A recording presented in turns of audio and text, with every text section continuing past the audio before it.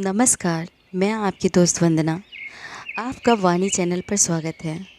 यह मेरा एक प्रयास है आप सबको साहित्य से जोड़ने की और इस कथानक के परिदृश्य में आप सबको पहुंचाने की। इसके लिए आप हमसे जुड़िए और हमारे चैनल को लाइक शेयर सब्सक्राइब करें। तो फिर आज हम शुरू करते हैं प्रेमचंद जी का उपन्यास गबन। वकील साहब को भी यह सुनकर बड़ा दुख हुआ। लोग कहते हैं वकीलों का हृदय कठोर होता है, मगर इनको तो मैं देखती हूँ जरा भी किसी की विपत्ति सुनी और तड़प उठे। जालपा ने मुस्कुरा कर कहा, बहन एक बात पूछूं, बुरा तो न मानोगी? वकील साहब से तुम्हारा दिल तो न मिलता होगा। रतन का विनोद रंजित प्रसन्न मुख एक क्षण के लिए मलिन हो उठा, मानो किसी ने उसे उस चिर स्नेह की याद दिला दी हो जिसके नाम को वो बहुत पहले रो चुकी थी। बोली, मुझे तो कभी यह ख्याल भी नहीं आया बहन कि मैं युवती हूँ और वे बूढ़े। मेरे हृदय में जितना प्रेम, जितना अनुराग है, वह सब मैंने उनके ऊपर अर्पण कर दिया। अनुराग यौवन या रूप या धन से नहीं उत्पन्न होता। अनुराग अनुराग से उत्पन्न होता है। मेरे ही कारण वे इस अवस्था में इतना परिश्रम कर रहे हैं। दूसरा है ही कौन? यह छोटी बात है। अच्छा ये बताओ, कल कहीं चलोगी? कहो तो शाम को आऊँ? जालपा, जाऊंगी तो मैं कहीं नहीं, मगर तुम आना ज़रूर। 2 घड़ी दिल बहलेगा। कुछ अच्छा नहीं लगता। मंडाल लाल दौड़ता फिरता है, समझ में नहीं आता मुझसे इतना संकोच क्यों किया। यह भी मेरा ही दोष है। मुझ में ज़रूर उन्होंने कोई ऐसी बात देखी होगी जिसके कारण मुझसे पर्दा करना उन्हें ज़रूरी मालूम हुआ। मुझे यही दुख है कि मैं उनका सच्चा स्नेह न पा सकी। जिससे प्रेम होता है उससे हम कोई भेद नहीं रखते। रतन उठकर चली तो जालपा ने देखा कंगन का बक्स मेज़ पर पड़ा हुआ है। बोली, इसे लेती जाओ बहन, यहाँ क्यों छोड़े जाती हो? रतन, ले जाऊंगी, अभी क्या जल्दी पड़ी है, अभी पूरे रुपए भी तो नहीं दिए। जालपा, नहीं नहीं, लेती जाओ, मैं ना मानूंगी। रतन सीढ़ी से नीचे उतर आए। जालपा हाथ में कंगन लिए खड़ी रही। थोड़ी देर बाद जालपा ने संदूक से 500 रुपये निकाले और दयानाथ के पास जाकर बोले, यह रुपए लीजिए, नारायण दास के पास भिजवा दीजिए, बाकी रुपए भी मैं जल्द ही दे दूंगी। दयानाथ ने झेप कर कहा, रुपए कहाँ मिल गए? जालपा ने निसंकोच होकर कहा, रतन के हाथ कंगन बेच दिए। दयानाथ उसका मुंह ताकने लगे। 1 महीना गुजर गया। प्रयाग के सबसे अधिक छपने वाले दैनिक पत्र में एक नोटिस निकल रहा है जिसमें रमानाथ के घर लौट आने की प्रेरणा दी गई है और उसका पता लगाने वाले आदमी को 500 रुपये इनाम देने का वचन दिया गया है, मगर अभी कहीं से कोई खबर नहीं आई। जालपा चिंता और दुख से घुलती चली जाती है। उसकी दशा देखकर दयानाथ को भी उस पर दया आने लगी है। आखिर एक दिन उन्होंने दीनदयाल को लिखा, आप आकर बहू को कुछ दिनों के लिए ले जाइए। दीनदयाल समाचार पाते ही घबराए हुए आए, पर जालपा ने मैके जाने से इनकार कर दिया। दीनदयाल ने विस्मित होकर कहा, क्या यहाँ पड़े पड़े प्राण देने का विचार है? जालपा ने गंभीर स्वर में कहा, अगर प्राणों को इसी भांति जाना होगा तो कौन रोक सकता है। मैं अभी नहीं मरने की दादाजी, सच मानिए, अभागिनों के लिए वहाँ भी जगह नहीं है। दीनदयाल, आखिर चलने में हरज ही क्या है? शहजादी और बासंती दोनों आई हुई हैं, उनके साथ हंस बोलकर जी बहलता रहेगा। जालपा, यहाँ लाला और अम्मा जी को अकेली छोड़कर जाने को मेरा जी नहीं चाहता। जब रोना ही लिखा है तो रोऊंगी। दीनदयाल, यह बात क्या हुई? सुनते हैं कुछ कर्ज हो गया था, कोई कहता है सरकारी रकम खा गए थे। जालपा, जिसने आपसे यह कहा उसने सरासर झूठ कहा। दीनदयाल, तो फिर क्यों चले गए? जालपा, यह मैं बिल्कुल नहीं जानती, मुझे बार बार खुद यही शंका होती है। दीनदयाल, लाला दयानाथ से झगड़ा तो नहीं हुआ? जालपा: लाला जी के सामने तो वह सिर तक नहीं उठाते थे, पान तक नहीं खाते, भला झगड़ा क्या करेंगे। उन्हें घूमने का शौक़ था, सोचा होगा यूँ तो कोई जाने न देगा, चलो भाग चले। दीनदयाल: शायद ऐसा ही हो, कुछ लोगों का इधर उधर भटकने की सनक होती है। तुम्हें यहाँ जो कुछ तकलीफ़ हो मुझसे साफ साफ कह दो, खर्च के लिए कुछ रुपए भेज दिया करूँगा। जालपा ने गर्व से कहा: मुझे कोई तकलीफ़ नहीं है दादाजी, आपकी दया से किसी चीज़ की कमी नहीं है। दयानाथ और जागेश्वरी दोनों ने जालपा को समझाया, पर वह जाने को राजी न हुई। तब दयानाथ झुंझलाकर बोले: यहाँ दिन भर पड़े पड़े रोने से तो अच्छा है।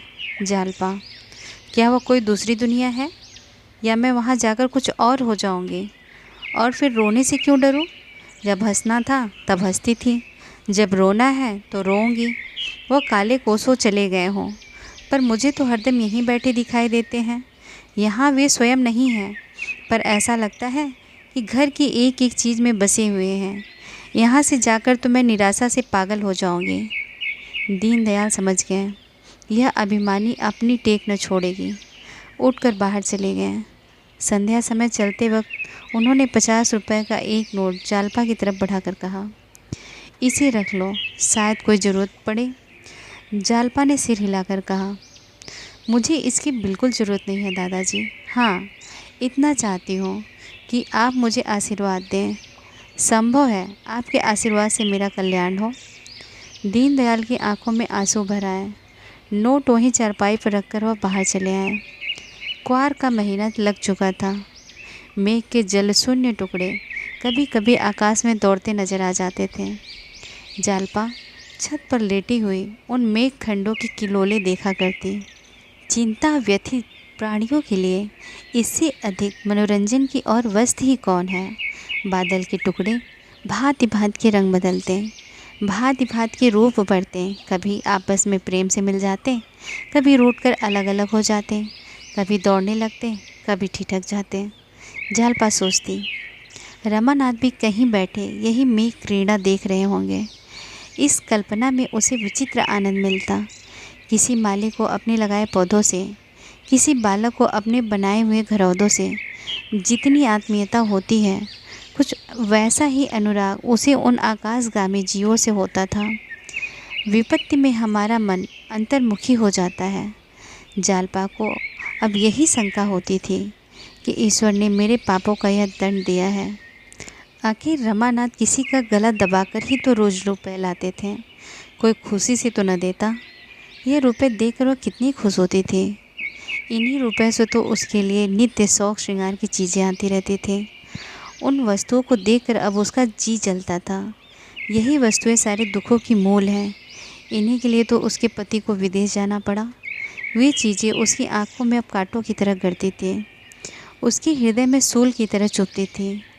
आखिर एक दिन उसने इन चीज़ों को जमा किया। मखमली स्लीपर, रेशमी मोजे, तरह तरह की बेलें, फीते, पिन, कंघियाँ, आईने, कोई कहाँ तक गिनाए। अच्छा खासा एक ढेर हो गया।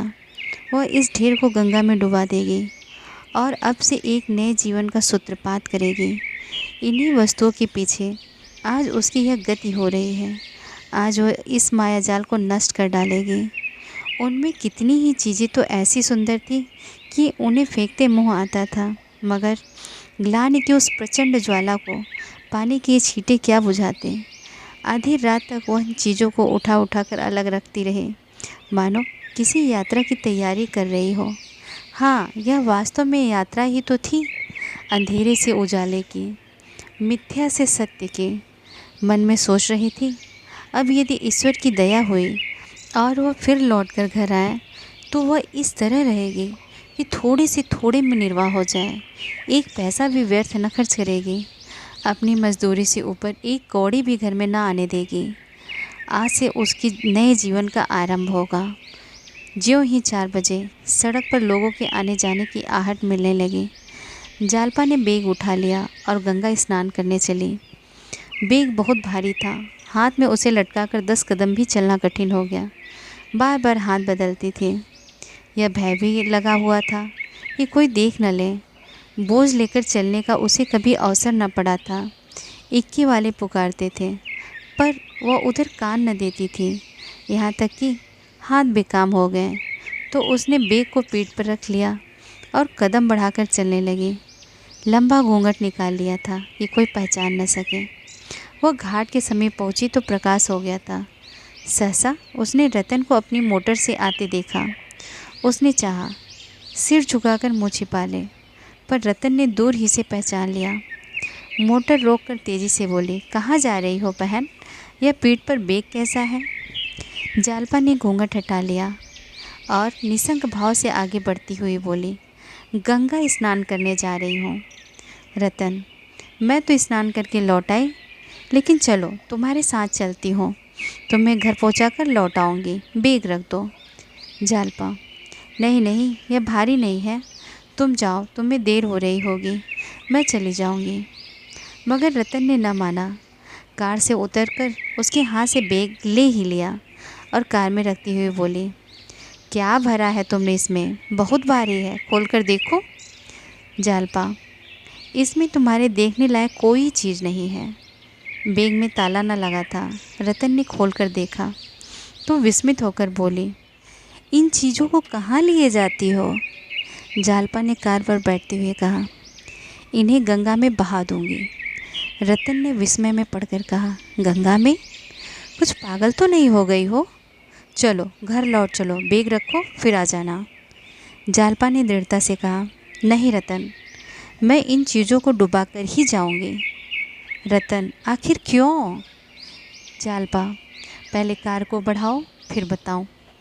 रतन, नहीं, पहले बता दो। जालपा, नहीं, यह न होगा, पहले कार को बढ़ाओ। रतन ने हार कर कार को बढ़ाया और बोली, अच्छा अब तो बताओगी? जालपा ने उलाहना के भाव से कहा, इतनी बात तो तुम्हें खुद ही समझ लेनी चाहिए थी। मुझसे क्या पूछती हो? अब वे चीज़ें मेरे किस काम की हैं? इन्हें देख देखकर मुझे दुख होता है। जब देखने वाला ही न रहा तो इन्हें रखकर क्या करो? रतन ने एक लंबी सांस खींची और जालपा का हाथ पकड़कर कांपते हुए स्वर में बोले, बाबूजी के साथ तुम यह बहुत बड़ा अन्याय कर रही हो बहन। वे कितनी उमंग से इन्हें लाए होंगे। तुम्हारे अंगों पर इनकी शोभा देखकर कितना प्रसन्न हुए होंगे। एक एक चीज़ उनके प्रेम की एक एक स्मृति है। उन्हें गंगा में बहाकर तुम उस प्रेम का घोर अनादर कर रही हो। जालपा विचार में डूब गई।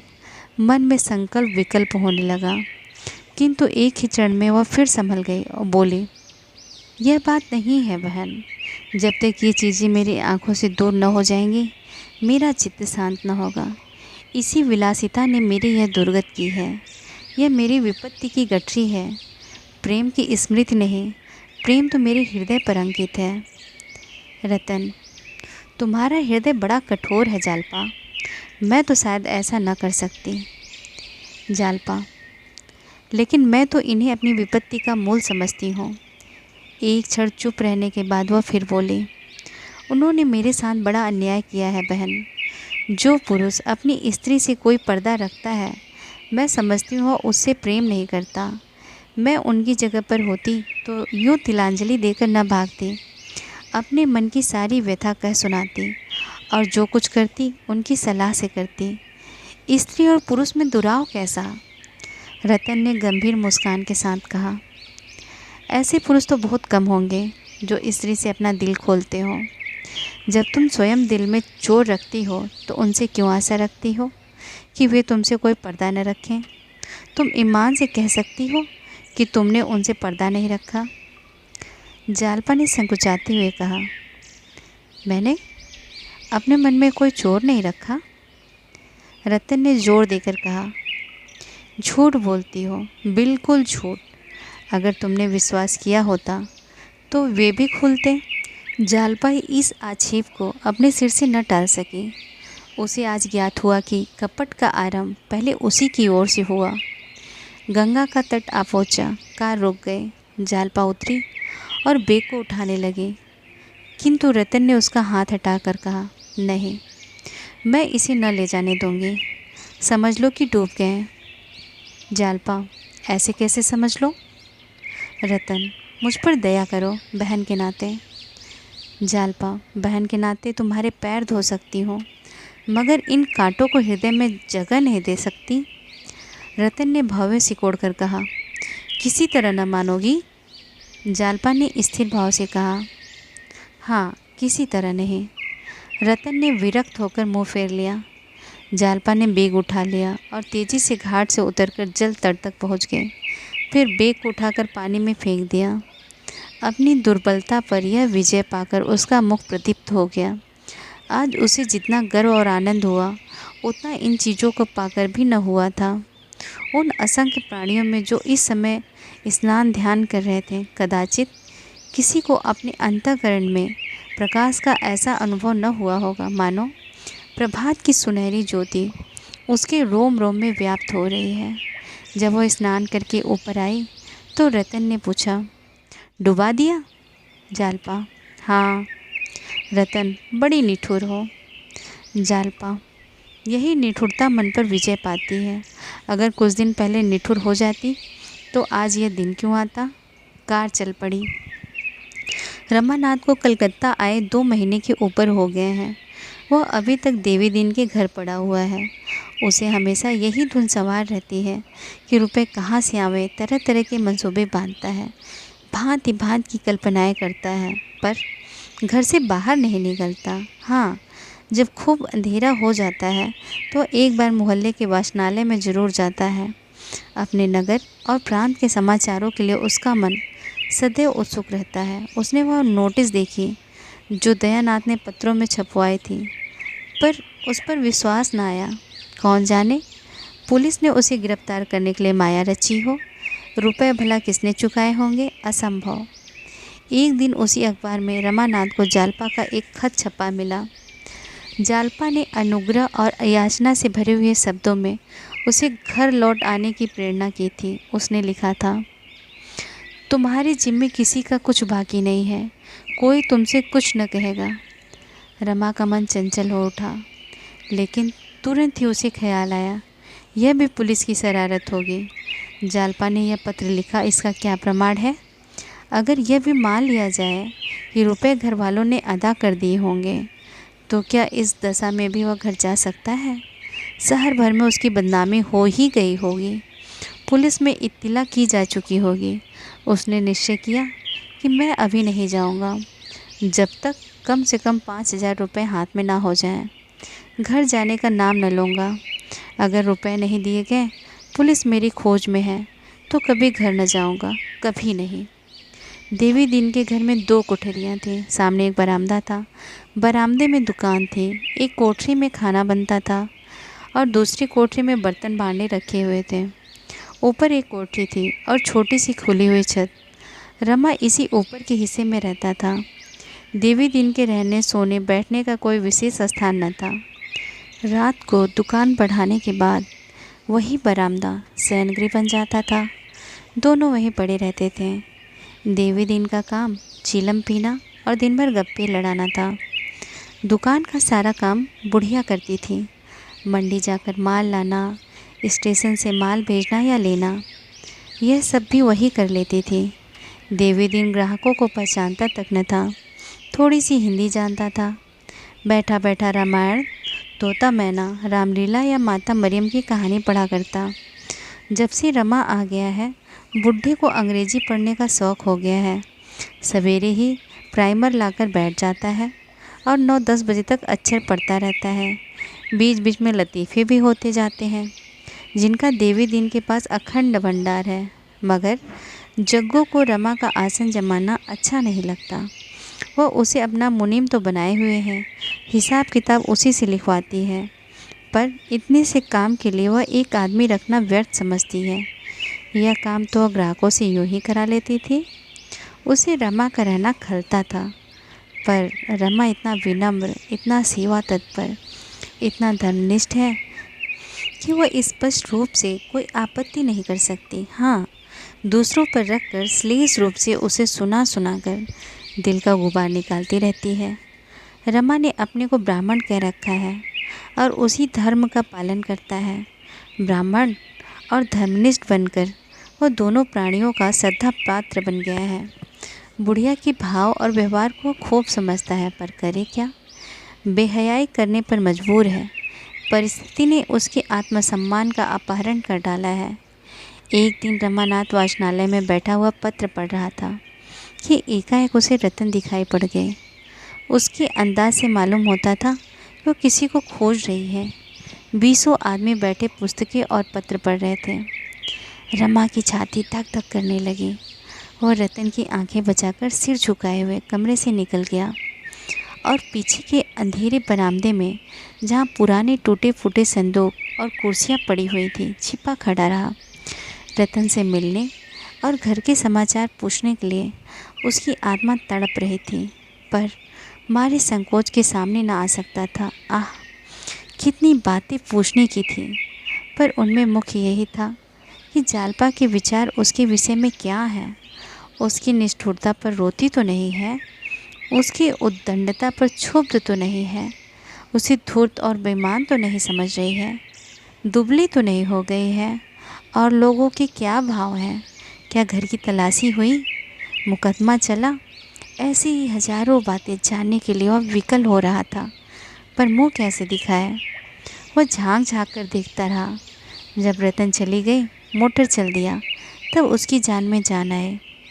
उसी दिन से 1 सप्ताह तक वह वाचनालय न गया, घर से निकला तक न। कभी कभी पड़े पड़े रमा का जी ऐसा घबराता कि पुलिस में जाकर सारी कथा कह सुनाए। जो कुछ होना है हो जाए, 1-2 साल की कैद इस आजीवन कारावास से तो अच्छी ही है। फिर वो नए सिरे से जीवन संग्राम में प्रवेश करेगा, हाथ पांव बचाकर काम करेगा, अपनी चादर से बाहर जौ भर भी न पाँव फैलाएगा। लेकिन एक ही क्षण में हिम्मत टूट जाती। इस प्रकार 2 महीने और बीत गए। पूस का महीना आया। रमा के पास जाड़ों का कोई कपड़ा न था। घर से तो वह कोई चीज़ लाया ही न था, यहाँ भी कोई चीज़ बनवा न सका। अब तक उसने धोती ओढ़कर किसी तरह रातें काटी, पर पूस के कड़कड़ाते जाड़े लिहाफ या कंबल के बगैर कैसे कटते। बेचारा रात भर गठरी बना पड़ा रहता। जब बहुत सर्दी लगती तो बिछावन ओढ़ लेता। देवी दीन ने उसे एक पुरानी दरी बिछाने को दे दी थी। उसके घर में शायद यही सबसे अच्छा बिछावन था। इस श्रेणी के लोग चाहे 10,000 के गहने पहन लें, शादी ब्याह में 10,000 खर्च कर दें, पर बिछावन गुदड़ा ही रखेंगे। इस सड़ी हुई दरी से जाड़ा भला क्या जाता, पर कुछ न होने से अच्छा ही था। रमा संकोचवश देवी दीन से कुछ कह न सकता था, और देवी दीन भी शायद इतना बड़ा खर्च न उठाना चाहता था। यह संभव है इधर उसकी निगाह ही न जाती हो। जब दिन ढलने लगता तो रमा रात के कष्ट की कल्पना से भयभीत हो उठता था, मानो काली बला दौड़ती चली आती हो। रात को बार बार खिड़की खोलकर देखता कि सवेरा होने में कितनी कसर है। एक दिन शाम को वाचनालय जा रहा था कि उसने देखा एक बड़ी कोठी के सामने हजारों कंगले जमा हैं।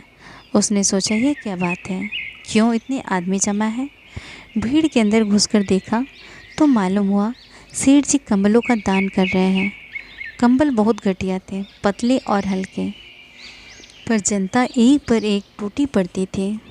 रमा के मन में आया, एक कंबल ले लो, या मुझे कौन जानता है, अगर कोई जान भी जाए तो क्या हर्ज। गरीब ब्राह्मण अगर दान का अधिकारी नहीं तो और कौन है। लेकिन एक ही क्षण में उसका आत्मसम्मान जाग उठा। वह कुछ देर वहाँ खड़ा ताकता रहा, फिर आगे बढ़ा। उसके माथे पर तिलक देखकर मुनीम जी ने समझ लिया, यह ब्राह्मण है। इतने सारे कंगलों में ब्राह्मण की संख्या बहुत कम थी। ब्राह्मणों को दान देने का पुण्य कुछ और ही है। मुनीम मन में प्रसन्न था कि एक ब्राह्मण देवता दिखाई तो दिए। इसलिए जब उसने रमा को जाते देखा तो बोला, पंडित जी कहाँ चले, कंबल तो लेते जाइए। रमा मारे संकोच में गड़ गया। उसके मुँह से केवल इतना ही निकला, मुझे इच्छा नहीं है। यह कहकर वह फिर बढ़ा। मुनीम जी ने समझा, शायद कंबल घटिया देखकर देवता जी चले जा रहे हैं। ऐसे आत्मसम्मान वाले देवता उसे अपने जीवन में शायद कभी मिले ही न थे। कोई दूसरा ब्राह्मण होता, 2-4 चिकनी चुपड़ी बातें करता और अच्छे कंबल मांगता। यह देवता बिना कुछ कहे चले जा रहे हैं तो अवश्य कोई त्यागी जीव है। उसने लपक कर रमा का हाथ पकड़ लिया और बोला, आओ तो महाराज, आपके लिए चोखा कंबल रखा है, ये तो कंगलों के लिए है। रमा ने देखा कि बिना मांगे एक चीज़ मिल रही है, ज़बरदस्ती गले लगाई जा रही है, तो 2 बार और नहीं नहीं करके मुनीम के साथ अंदर चला गया। मुनीम ने उसे कोठी में ले जाकर तख्त पर बैठाया और एक अच्छा सा कंबल भेंट किया।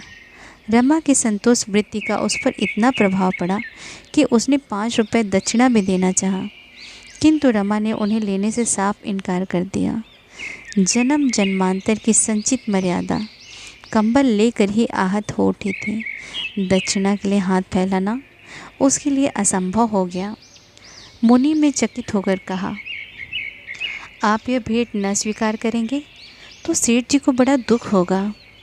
रमा ने विरक्त होकर कहा, आपके आग्रह से मैंने कंबल ले लिया, पर दक्षिणा नहीं ले सकता। मुझे धन की आवश्यकता नहीं। जिस सज्जन के घर टिका हुआ हूँ वह मुझे भोजन दे देते हैं, मुझे और लेकर क्या करना है। सेठ जी मानेंगे नहीं, आप मेरी ओर से क्षमा मांग लीजिएगा। आपके त्याग को धन्य है। ऐसे ही ब्राह्मणों से धर्म की मर्यादा बनी हुई है। कुछ देर बैठिए तो सेठ जी अभी आते ही होंगे। आपके दर्शन पाकर बहुत प्रसन्न होंगे। ब्राह्मणों के परम भक्त हैं और त्रिकाल संध्या वंदन करते हैं महाराज। 3 बजे रात को गंगा तट पर पहुंच जाते हैं और वहां से आकर पूजा पर बैठ जाते हैं। 10 बजे भागवत का पारायण करते हैं, भोजन पाते हैं, तब कोठी में आते हैं। 3-4 बजे संध्या करने चले जाते हैं। 8 बजे थोड़ी देर के लिए फिर आते हैं। 9 बजे ठाकुर द्वारे में कीर्तन सुनते हैं और फिर संध्या करके भोजन पाते हैं। थोड़ी देर में आते ही होंगे। आप कुछ देर बैठे तो बड़ा अच्छा हो। आपका स्थान कहाँ है? रमा ने प्रयाग न बताकर काशी बतलाया। इस पर मुनीम जी का आग्रह और बढ़ा, पर रमा को तो यह शंका हो रही थी कि कहीं सेठ जी ने कोई धार्मिक प्रसंग छेड़ दिया तो सारी कलई खुल जाएगी। किसी दूसरे दिन आने का वचन देकर उसने पिंड छुड़ाया। 9 बजे वो वाचनालय से लौटा तो डर रहा था कि कहीं देवी दीन ने कंबल देखकर पूछा, कहाँ से लाए, तो क्या जवाब दूंगा। कोई बहाना कर दूंगा, कह दूंगा एक पहचान की दुकान से उधार लाया हूँ। देवी दीन ने कंबल देखते ही पूछा, सेठ करोड़ीमल के यहाँ पहुँच गए थे क्या महाराज? रमा ने पूछा, कौन सेठ करोड़ीमल? अरे वही जिसकी लाल बड़ी सी कोठी है। रमा कोई बहाना ना कर सका। बोला, हाँ, मुनीम जी ने पिंड ही न छोड़ा, बड़ा धर्मात्मा जीव है। देवी दीन ने मुस्कुराकर कहा, बड़ा धर्मात्मा, उसी के थामे तो धरती थमी है, नहीं तो अब तक तो मिट गई होती। रमानाथ, काम तो धर्मात्माओं के ही करता है, मन का हाल ईश्वर जाने। जो सारे दिन पूजा पाठ और दान व्रत में लगा रहे उसे धर्मात्मा नहीं तो और क्या कहा जाए।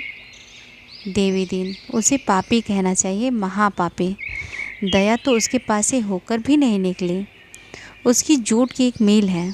मजदूरों के साथ जितनी निर्दयता उसकी मिल में होती है और कहीं नहीं होती। आदमियों को हंटर से पिटवाता है, हंटरों से। चर्बी मिला घी बेचकर उसने लाखों कमा लिए। कोई नौकर 1 मिनट की भी देर करे तो तुरंत तलब काट लेता है। अगर साल में 2-4 हज़ार दान न कर दे तो पाप का धन पचे कैसे? धर्म कर्म वाले ब्राह्मण तो उसके द्वार पर झांकते भी नहीं। तुम्हारे सिवा वहाँ कोई पंडित था? रमा ने सिर हिलाया। कोई जाता ही नहीं। हाँ, लोभी लंपट पहुँच जाते हैं। जितने पुजारी देखे सबको पत्थर ही पाया। पत्थर पूछते पूछते इनके दिल भी पत्थर हो जाते हैं। इसकी 3 तो बड़े बड़े धर्मशालाएं हैं। मुदा है पाखंडी। आदमी चाहे और कुछ न करे, मन में दया बनाए रखे, यही 100 धर्म का एक धर्म है।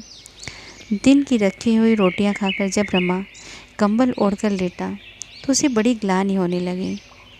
रिश्वत में उसने हजारों रुपए मारे थे, पर कभी एक क्षण के लिए भी उसे ग्लानि ना आई थी। रिश्वत बुद्धि से, कौशल से, पुरुषार्थ से मिलती है। दान पौरुषहीन, कर्महीन या पाखंडियों का आधार है। वह सोच रहा था, मैं अब इतना दीन हूँ कि भोजन और वस्त्र के लिए मुझे दान लेना पड़ता है। वो देवी दीन के घर 2 महीने से पड़ा हुआ था। देवी दीन उसे भिक्षुक नहीं मेहमान समझता था। उसके मन में कभी दान का भाव आया ही न था। रमा के मन में ऐसा उद्वेग उठा कि इसी दम थाने जाकर अपना सारा वृत्तांत कह सुनाए। यही न होगा 2-3 साल की सज़ा हो जाएगी, फिर तो यूँ प्राणों सूली पर न टंगे रहेंगे, कहीं डूब ही क्यों न मरो। इस तरह जीने से क्या फ़ायदा, न घर का हूँ न घाट का, दूसरों का भार तो क्या उठाऊँगा, अपने ही लिए दूसरों का मुँह ताकता हूँ। इस जीवन से किसका उपकार हो रहा है, धिक्कार है मेरे जीने को। रमा ने निश्चय किया, कल निसंग होकर काम की टोह में निकलूँगा, जो कुछ होना है हो। अभी रमा मुँह हाथ धो रहा था कि देवी दिन प्राइमर लेकर आ पहुँचा और बोला, भैया ये तुम्हारी अंग्रेजी बड़ी विकट है। SIR सर होता है,